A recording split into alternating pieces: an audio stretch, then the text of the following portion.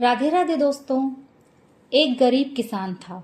वो घास फूस की झोपड़ी में रहता था। उसे सभी कुन्नेटी के नाम से पुकारते थे। वो जब बूढ़ा होकर मर गया तो उसके बाद घर की सारी जिम्मेदारी उसके इकलौते लड़के फगड़ू पर आ गई। फगड़ू को सभी कुन्नेटी का छोरा के नाम से पुकारने लगे। एक बार फगड़ू की भेंट राज दरबार में काम करने वाले एक ठेकेदार से हो गई। उसने फगड़ू को मजदूरी पर लगा दिया। काफी दिन काम करने के बाद राजा को उसका काम बहुत पसंद आया।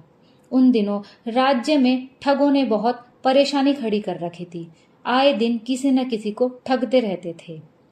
जब राजा को पता चला कि फगड़ू बहुत ही समझदार आदमी है तो उसने फगड़ू को ये काम सौंपा कि वो कैसे भी करके उन ठगों को पकड़ के दिखाए। ठेकेदार ने उसे 100 सोने की मोहरें देकर और एक घोड़ा देकर काम पर भेज दिया। फगड़ू भी घोड़े पर सवार होकर चल पड़ा। जब वो थक गया तो उसने घोड़े से उतरकर एक पीपल की छांव में बैठने का निर्णय लिया। उसने देखा कि 4 आदमी उसी की तरफ आ रहे हैं। उनके रंग ढंग से फगड़ू समझ गया कि ये ही वो ठग हैं।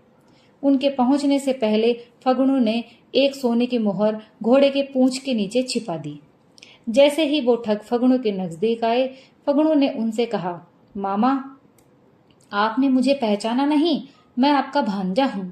उसने ठगों के सामने ही घोड़े की पूंछ पर हाथ फेरते हुए कहा, निकाल घोड़ा एक मोहर।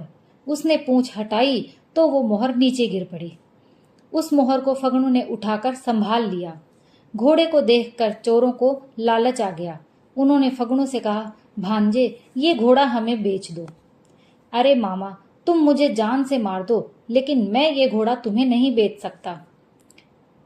तो ठगों ने कहा, तू हमारा भांजा है, हम तुझे क्यों मारेंगे? मामाओं का ख्याल रखते हुए घोड़ा तो तुम्हें बेचना ही पड़ेगा। चारों एक साथ बोले, ठीक है, तुम कह रहे हो, इसलिए मैं घोड़ा बेचने को तैयार हूं, फगड़ू ने कहा। फगड़ू ने कई गुना दाम पर वो घोड़ा उन ठगों को बेच दिया। जाते समय फगड़ू ने उन चोरों से कहा, घोड़ा पालना काफी कठिन काम है। आप लोग घोड़े को दाने के साथ खूब सारा नमक खिलाएं और पानी थोड़ा कम पिलाएं और तपती धूप में इसे थोड़ी देर के लिए खड़ा रहने दें। वे ठग उस घोड़े को अपने घर ले गए। उन्होंने घोड़े को काफी नमक के साथ दाना खिलाया और पानी भी कम पिलाया, क्योंकि फगड़ू ने उन्हें राय दी थी कि तभी ये घोड़ा सोने की मोहर देगा। और उन्होंने घोड़े को तपती धूप में बांध दिया। थोड़ी ही देर बाद घोड़ा मर गया। वे ठग दूसरे दिन गुस्से में फगड़ू के घर आ गए। उन्होंने घोड़े के मरने का समाचार फगड़ू को सुनाया। फगड़ू ने बेहोश पड़ने का नाटक किया। आधे घंटे के बाद वो उठा। उसने ठगों से कहा, कहीं तुमने मेरे घोड़े को दानों के साथ अधिक नमक तो नहीं खिलाया? कहीं तपती धूप में तो नहीं रखा? ठगों ने कहा, हाँ, हमने तो ऐसा ही किया था। तुमने ही तो हमें ऐसा करने के लिए कहा था।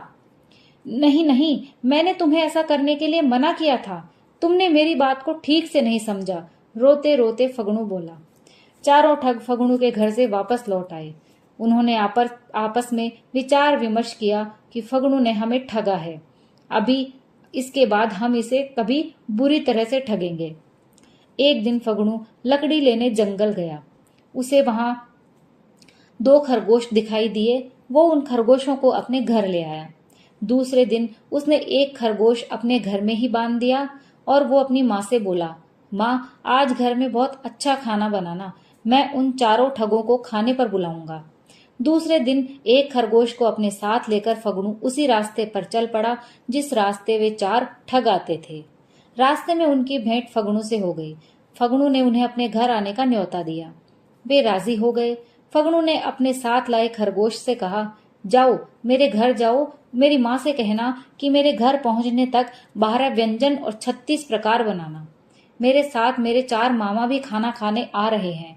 ये कहकर उसने खरगोश की रस्सी खोली और उसे छोड़ दिया। चारों ठग जब फगड़ू के साथ उसके घर पहुंचे तो उनकी नजर वहां बंधे खरगोश पर पड़ी। उनको आश्चर्य हुआ। घर पर बंधे खरगोश का रंग भी वही था जो ठगों ने जंगल में देखा था। उन्होंने घर में बंधे खरगोश को वही खरगोश समझा जिसके पास फगड़ू ने अपनी माँ के लिए संदेश भेजा था। फगनू ने अपनी माँ को सुबह घर से निकलने से पहले ही सब बता दिया था। उसने खरगोश को पुचकारते हुए कहा, शाबाश, तूने हमारा समय बचा दिया। माँ को मामा लोगों के लिए भी खाना बनाने के लिए समय पर बता दिया। पहले फगनू ने चारों ठगों को खाना खिलाया। उसके बाद खाने के बाद वो भी खाने पर बैठ गया। उसने अपनी माँ से कहा, मेरे लिए घी कहाँ है? उसकी माँ गुस्सा जताते हुए बोली, घी नहीं है, इसके बदले तू मुझे ही खा ले। ये सुनते ही फगनू ने उन चारों ठगों के सामने गुस्सा दिखाते हुए अपनी माँ के गले के नीचे चाकू से वार किया। वहां पर खून ही खून हो गया। उसकी माँ वहीं रसोई घर में गिर पड़ी। फगनू ने अपनी माँ के गले के नीचे एक थैली में बकरे का खून भरा हुआ था। इसी थैली पर उसने चाकू से वार किया था। ठगों ने समझा फगनू ने अपनी माँ को मार दिया है, तो उन्होंने कहा, अरे भांजे, ये तुमने क्या किया? तुमने हमारी बहन को मार दिया। मामा जी, जब भी मुझे गुस्सा आता है मैं ऐसा ही करता हूँ। आप चिंता मत करो, मैं अभी माँ को ठीक कर देता हूँ। ये कहकर फगनू ने अपने हाथ में कुछ चावल और काली दाल ली। उसने इन्हें हाथ में लेकर अपनी माँ पर जोर से मारा। मुंह के अंदर वो कुछ बड़बड़ाया। कुछ देर बाद उसकी माँ उठकर खड़ी हो गई। ये देखकर ठगों को आश्चर्य हुआ। जाते समय ठग फगनू से बोले, भांजे, आज के बाद हम तुमसे ना तो कुछ मांगेंगे और ना ही खरीदेंगे, लेकिन आज तुम्हें दो चीजें तो हमें देनी ही पड़ेंगी। क्या? फगनू ने पूछा। एक तो ये खरगोश हमें बेचना पड़ेगा और दूसरा हमें भी वो तरीका बताना होगा जिससे तुमने अपनी माँ को मारकर जिंदा किया है। ठीक है, मामाओं की बात कैसे टाल सकता हूँ। ये कहकर उसने एक कागज पर अकणम बकणम जकणम जा जा जा सकणम पा लिखकर उन्हें दे दिया और कहा, यही वो मंत्र है जिससे आदमी को मारकर फिर से जिंदा किया जा सकता है। फगनू ने उन ठगों को वो खरगोश भारी कीमत में बेच दिया। रास्ते में ठगों ने खरगोश से कहा, हमारे घर जाओ और हमारी पत्नियों से कहो कि घर पहुंचने से पहले हमारे लिए अच्छा अच्छा खाना बनाकर रखें। ये कहकर उन्होंने खरगोश को छोड़ दिया। खरगोश जंगल में चला गया। जब वे ठग घर पहुंचे तो वहां कोई खरगोश नहीं था। उन्हें जोर की भूख लगी हुई थी। उनकी पत्नियों ने खाना भी तैयार नहीं किया था।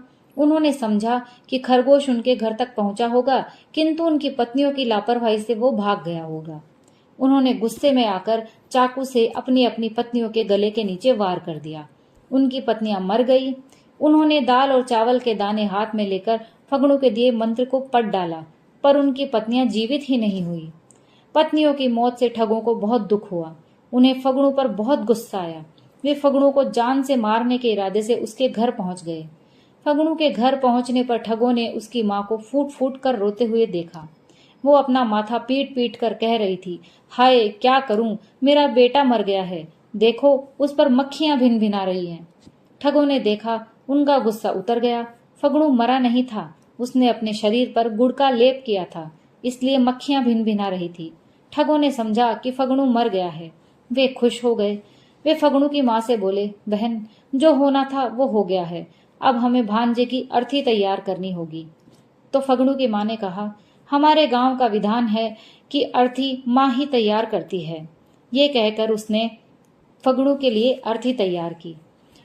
उसने इसमें फगनू को लिटा दिया और अर्थी को इस ढंग से बांधा जिससे कि वो आसानी से खुल सके। फगनू के अर्थी को शमशान घाट ले जाने से पहले उसकी माँ ने उन ठगों को समझा दिया कि इस अर्थी को यहाँ की रीति के अनुसार 1 घंटे तक बीच रास्ते में रख देना और फिर वापस घर आ जाना। उसके बाद शमशान घाट में इस अर्थी को नदी में बहाया जाता है। फगनू का मकान बस्ती से दूर एक निर्जन स्थान पर था, इसलिए वे चारों ठग ही फगनू की अर्थी को ले गए। उन्होंने उसे बीच रास्ते में छोड़ दिया और फगनू के घर वापस आ गए। रास्ते में जहां फगनू की अर्थी रखी हुई थी वहीं से एक ग्वाला गुजर रहा था। फगनू ने उससे कहा, दोस्त, कुछ लोगों ने मुझे जबरदस्ती इस अर्थी पे बांध दिया है, मुझे खोल दो। उस ग्वाले ने फगनू को खोल दिया। फगनू ने उस अर्थी में ही अपने ही आकार का एक तैयार पुतला रख दिया था। वो पास के ही एक गुफा में छुप गया। थोड़ी देर में वहां चारों ठग पहुंचे। वे अर्थी को कंधे पे लाद कर शमशान घाट ले गए। वहां उन्होंने अर्थी को नदी में बहा दिया। वो खुशी खुशी वापस फगनू के घर आने लगे। जब वे फगनू के घर पहुंचे तो उन्होंने फगुणु को घर में हुक्का पीते हुए देखा तो वे आश्चर्य से बोले, भांजे तुम जिंदा हो? मामा जी, तुम मेरी अर्थी को नदी में बहाकर अभी आ रहे हो, मैं जिंदा कैसे हूँ? ये गुप्त रहस्य मैं तुम्हें इसलिए बता रहा हूँ कि तुम मेरे मामा हो। जब तुमने मुझे अर्थी सहित नदी में बहाया तो थोड़ी देर बाद किसी और आदमी ने नदी में छलांग लगा दी थी। जब कोई आदमी, चाहे वो जिंदा हो या मरा, अर्थी सहित नदी में बहाया जाए और इसके तुरंत बाद यदि कोई नदी में छलांग मारे तो मरा हुआ आदमी जिंदा हो जाता है। छलांग लगाने वाली की भी उम्र दोगुनी हो जाती है। अगर उसकी पत्नी मरी हो तो वो भी जीवित हो जाती है। फगुणु ने ठगों को समझा दिया। ठग फगुणु के घर से वापस चले गए। उन्होंने तय किया कि 4 ठगों में से 2 ठगों की अर्थी तैयार की जाएगी और बाकी बचे 2 ठग नदी में छलांग लगाएंगे। इससे उनकी उम्र भी दुगनी हो जाएगी और उनकी पत्नियां भी जीवित हो जाएंगी। ठगों ने ऐसा ही किया। वे पानी में डूबकर मर गए। जब ठगों के मरने का समाचार राजा को मिला तो वो बहुत प्रसन्न हुआ। राजा की कोई संतान नहीं थी। राजा ने फगुणु को अपना उत्तराधिकारी घोषित कर दिया और वो अपनी माँ के साथ सुखपूर्वक राजमहल में रहने लगा। दोस्तों, कहानी यहीं समाप्त होती है। अगर आपको कहानी पसंद आई हो तो प्लीज लाइक और शेयर कीजिए और अगर आप मेरे चैनल पर नए हैं तो प्लीज मेरे चैनल को सब्सक्राइब कीजिए। कहानी सुनने के लिए आप सभी का बहुत बहुत धन्यवाद।